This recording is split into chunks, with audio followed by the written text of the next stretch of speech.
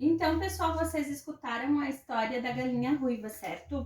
Ali a gente pode ver bastante elementos sobre o que a Prof. Fer estava explicando antes, os números cardinais, que representam quantidade, e números ordinais, que representam ordem, posição.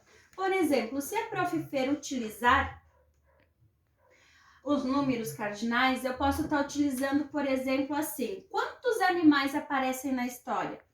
1, 2, 3, 4, 5, enfim, são quantos? São 4 animais, certo? Então, é a quantidade de animais. 4 mais a galinha, que daria um total de 5 animais.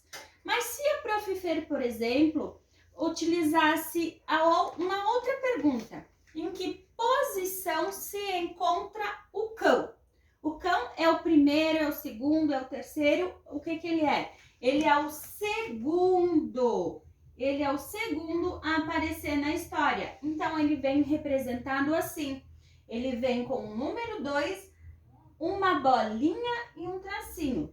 E embaixo dessa bolinha, ele representa ordem, tá? A mesma coisa a gente poderia estar utilizando ali. A questão de quantas vezes a galinha pede ajuda. 1, 2, 3, enfim. A gente vai representar pela quantidade. Quantas vezes ela está utilizando-se de ajuda? Vai aparecer na história. Se a Prof. Fer mudasse a pergunta, por exemplo, em qual posição aparece a pergunta tal? Quando a galinha pede para semear. Primeira, segunda, terceira posição.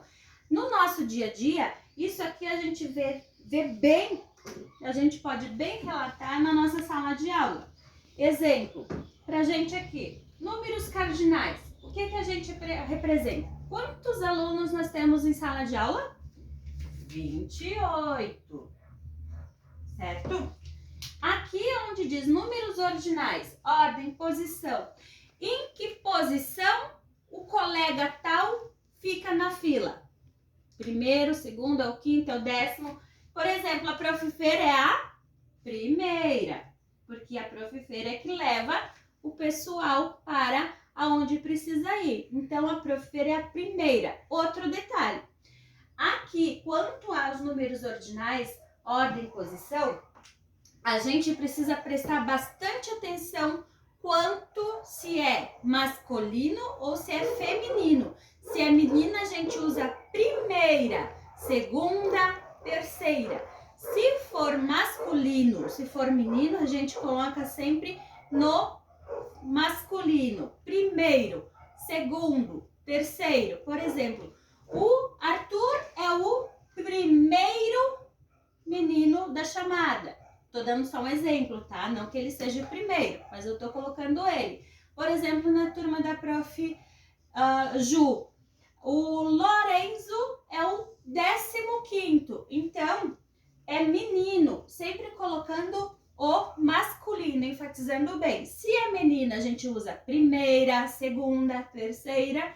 E se for masculino, a gente usa primeiro, segundo, terceiro, tá?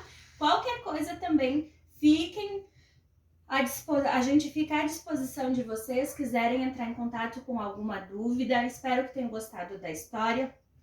E a Prof. Fer mostra bem na história. A história foi pra gente ter um momentinho mais divertido, mais descontraído, tá? Mas ali a gente vê elementos que mostram bem isso. A questão de quantidade, que são os animaizinhos que aparecem ali, e a posição que eles aparecem. O cachorro, o gato, o primeiro quem é? O gato. O último quem aparece é o porco. Então, assim, a questão de cardinal é os números que a gente usa diariamente, 1, 2, 3, 4, que é o mais seguido. E de ordinais é de ordem de posição. Num campeonato tem o primeiro colocado, o segundo colocado e o terceiro colocado, certo? A gente não diz 1, 2, 3, a gente diz primeiro, segundo e terceiro, certo? Mas quantas pessoas competiram? 10. E quantas posições? 10. Décimo. Então, assim, posição nos mostram números ordinais, posição, ordem. Números cardinais, quantidade, quantos. total. Então, essa é a diferença de um e de outro, que são os números que a gente utiliza mais seguidos, certo? Vocês podem estar copiando no caderninho o conceito de cada um deles, bem tranquilo, coloquem a data, a especificação de cada um e em seguida podem resolver as atividades. Essas atividades, se tiverem dúvidas, podem ficar tranquilos, podem entrar em contato que a gente vai estar tirando e tentando aproximar um pouquinho mais a gente de vocês, tá? Agradeço a todas as famílias, a todos os responsáveis que estão nos dando retorno e essa colaboração, essa união só vai fazer com que as crianças aprendam mais e elas que saiam ganhando cada dia mais, tá? E esperamos que logo logo a gente volte em sala de aula para estar vendo tudo isso pessoalmente, fazendo as atividades de forma bem lúdica, bem legal, tá bom?